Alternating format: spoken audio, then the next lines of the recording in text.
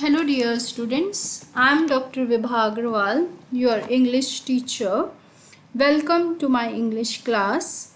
This lecture is in continuation with my previous lecture in which I explained the first few paragraphs of the lesson Playing the English Gentleman by M.K. Gandhi. In the first few paragraphs, you learned how Gandhiji's passion for vegetarianism upset his friend and how he tried his best to change him. His friend was afraid if he doesn't accept English ways, he will not be accepted by English society. Gandhiji's reaction to the soup served at the hotel embarrassed his friend and he strictly told him, if you cannot behave decently, go out. But this incident did not affect their friendship. Later, Gandhiji realized his friend's concern and decided that he would become polished to be fit to English society. So this is what we learned in the previous lecture. Let us now continue with the remaining part of the text. The clothes after the Bombay cut that I was wearing were, I thought, unsuitable for English society, and I got new ones at the Army and Navy centers. Gandhiji thought that the clothes he wore were not suitable for English society, so he decided to change them. He went to Army and Navy stores to buy new ones.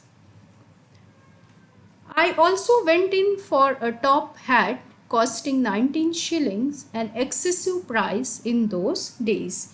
He also bought a top hat in 19 shillings. In Gandhiji's time, 19 shilling was not a small amount. Not content with this, I wasted 10 pounds on an evening suit made in Bond Street, the centre of fashionable life in London, and got my good and noble-hearted brother to send me a double watch chain of gold. So Gandhiji was not satisfied with this only. What else did he buy to become an English gentleman? He bought an evening suit, spending 10 pounds. He bought it from Bond Street, which was the major centre of fashionable life in London. He then requested his brother to send him a double watch chain of gold. It was not correct to wear a ready-made tie, and I learned the art of tying one for myself. He thought it would not sound good to wear a ready-made tie, so he learned the art of tying. While in India, the mirror had been a luxury permitted on the days when the family barber gave me a shave. Here I wasted 10 minutes every day before a huge mirror, watching myself arranging my tie and parting my hair in the correct fashion. He remembers, while in India, mirror was considered a luxury and permitted only when the family barber gave him a shave. In England, he says he spent 10 minutes every day before a big mirror. He was very much conscious of his dressing in England. He used to stand in front of the mirror, arranging his tie and adjusting his hair. My hair was by no means soft, and every day it meant a regular struggle with the brush to keep it in position. Each time my hat was put on and off, my hand would automatically move towards my hand to adjust my hair. Gandhiji said his hair was not soft and he had to struggle a lot to adjust it while combing. He had to use a brush to keep it in position. He was seen every now and then adjusting his hair. As if all this were not enough to make me look polished, I directed my attention to other details that were supposed to go towards the making of an English gentleman. So Gandhiji did all this to look like an English gentleman. But he thought it was not enough to look polished, so he paid attention to some other details also. I was told it was necessary for me to take lessons in dancing, French, and elocution. So somebody told Gandhiji, if you want to become an English gentleman, you should learn dancing, French, and elocution. What is elocution? Elocution is the ability to speak clearly. French was not only the language of neighboring France, but it was the lingua franca of the continent over which I had a desire to travel. So why it was necessary for Gandhiji to learn French? Because it was the only language, it was the language of France. Moreover, it was the commonly used language of the continent which he had to travel. I decided to take dancing lessons at a class and paid 3 pounds as fees for a term. So Gandhiji decided he would take dancing lessons. He joined the class and paid 3 pounds as fee. I must have taken about 6 lessons in 3 weeks. So he had to take 6 lessons in 3 weeks. But it was beyond me to achieve anything like rhythmic motion. But Gandhiji was not able to follow the steps of dancing. He could not learn rhythmic motion. I could not follow the piano and hence found it impossible to keep time. What then was I to do? Gandhiji was also not able to learn piano. Then what he had to do? I thought I should learn to play the violin in order to cultivate an ear for Western music. Then Gandhiji decided that he would learn violin because he wanted to develop his interest for Western music. So I invested 3 pounds in a violin. He bought a violin in 3 pounds and something more in fees. He spent some money as fee. I sought a third teacher to give me lessons in elocution. He looked for a third teacher who could give him the lessons in elocution and paid him a preliminary fee of a guinea. What is guinea?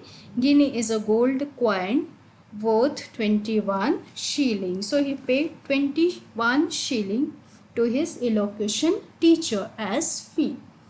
He recommended Bell's Standard Elocutionist as the textbook which I pursued.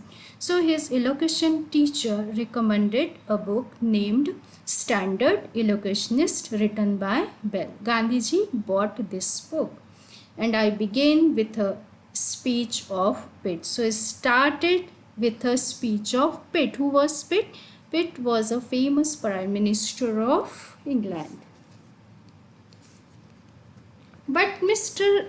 Bell rang the bell of alarm in my ear and I awoke. So he said, when I read the book by Bell, Standard Elocutionist, it opened my eyes.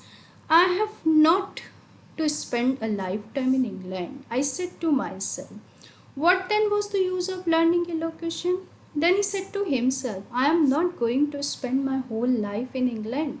What is the use of then learning elocution? And how could dancing make a gentleman of me? How could this dancing make me a gentleman? The violin I could learn even in India. So far as violin is concerned, I can learn it even in India. I was a student and ought to go on with my studies. So he said he came to England as a student of law and he should concentrate on his studies. I should qualify myself to join the Inns of Court. If my character made a gentleman of me, so much the better. Otherwise, I should forego the ambition. Gandhiji said, I should try to develop my character rather than wasting my time in dressing or learning violin, piano, elocution, etc. These and similar thoughts possessed me. So his mind was possessed by such thoughts, and I expressed them in a letter which I addressed to the elocution teacher, requesting him to excuse me from further lessons. Then he wrote a letter to his elocution teacher and requested him that he didn't want to continue the lessons. I had taken only 2 or 3. He had taken only 2-3 lessons of elocution. I wrote a similar letter to the dancing teacher and went personally to the violin teacher with a request to dispose of the violin for any price it might fetch. The same letter he wrote to his dancing teacher, and he met his violin teacher in person and requested her to sell off his violin. She was rather friendly to me. His violin teacher was very friendly to him. So I told her how I had discovered that I was pursuing a false idea. So he told his violin teacher how he was following a false notion. She encouraged me in the determination to make a complete change. So his violin teacher encouraged him to make a complete change. This infatuation must have lasted about 3 months. So Gandhiji was under this infatuation for about 3 months. The carefulness in dress persisted for years. So his infatuation for dress lasted for years, but henceforward I became a student. Gandhiji says after that, I lived in England like a student, concentrating completely on my studies.